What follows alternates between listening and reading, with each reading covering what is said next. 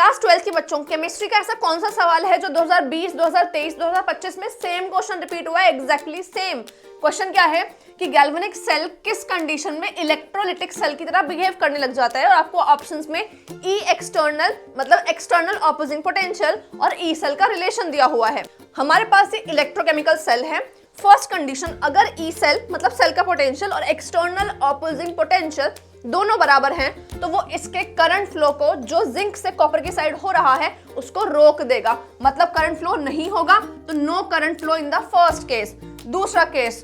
अगर E cell का potential जो है वो ज्यादा है और एक्सटर्नल पोटेंशियल जो लगाया है वो बहुत ही कम है, तो उसका इतना असर ही नहीं होगा, मतलब जैसा करंट का फ्लो चल रहा था वो चलता रहेगा सेम एज बिफोर। तीसरी कंडीशन, अगर ई एक्सटर्नल मतलब ऑपोजिंग पोटेंशियल ज्यादा कर दिया जाए, उससे क्या होगा कि करंट की डायरेक्शन, इलेक्ट्रॉन की डायरेक्शन उल्टी हो जाएंगी,